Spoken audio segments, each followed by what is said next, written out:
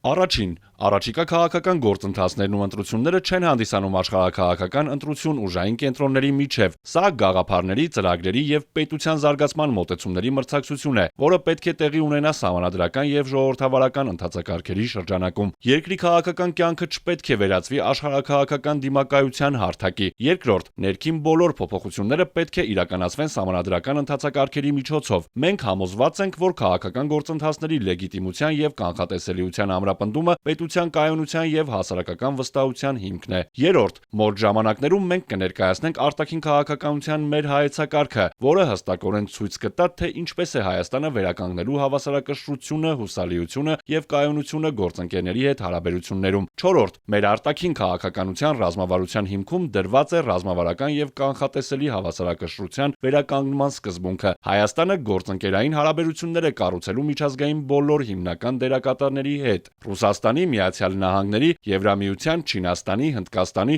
ինչպես նաեւ հարեւան պետությունների հետ: Մեզ համար սա միջազգային հարաբերություններում վստահելիության եւ կանխատեսելիության ամրապնդման համակարգային ռազմավարություն է: Հինգերորդ. Հայաստանը պետք է դառնա ներդրումների, ենթակառուցվածքային նախագծերի եւ նոր հնարավորությունների համար բաց երկիր: Մենք տեսնում ենք առանձնահատուկ ներուժ տարածաշրջանային տրանսպորտային հանգույցների եւ հաղորդակցության ուղիների զարգացման մեջ, ինչը կարող է ուժեղացնել Հայաստանի դերը որպես տնտեսական տարածքները կապող օղակի: Միևնույն ժամանակ անհրաժեշտ է զարգացնել տեխնոլոգիական տնտեսությունը, աջակցել նորարարություններին, թվային ենթակառուցվածքների եւ նոր ոլորտների զարգացմանը: Ներդրումները, ենթակառուցվածքային նախագծերը եւ տեխնոլոգիական զարգացումը ոչ միայն տնտեսական աճ են ապահովում, այլև երկարաժամկետ կայունության եւ տարածաշրջանային ազդեցության հիմք են: 6-րդ. միջազգային գործընկերների հետ շարունակական եւ կառուցողական երկխոսությունը հնարավորություն է տալիս արտաքին քաղաքականությունը, տնտեսական ռազմավարությունը եւ ինստիտուցիոնալ զարգացումը միավորել մեկ ամբողջական փոխկապակցված տեսլականի մեջ: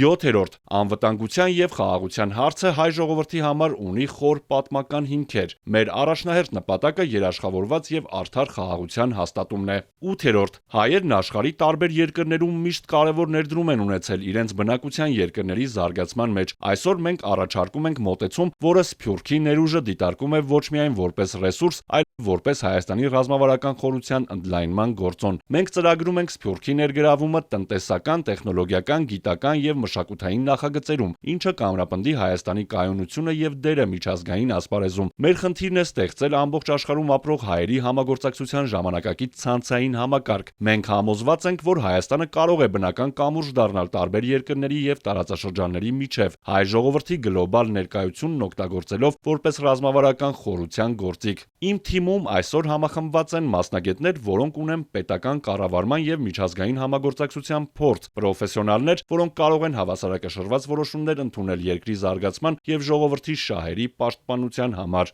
Մեր նպատակը կայուն, անվտանգ եւ զարգացող Հայաստան կառուցելն է: Պետություն, որն ամրապնդում է իր ինստիտուտները, որի արտաքին քաղաքականությունը վերականգնում է ռազմավարական հավասարակշռությունը եւ լիարժեքորեն բացահայտում իր ժողովրդի ներուժը: Մենք տեսնում ենք Հայաստանը որպես երկիր, որը կապում է տարածաշրջանները եւ ստեղծում համագործակցության հնարավորություններ: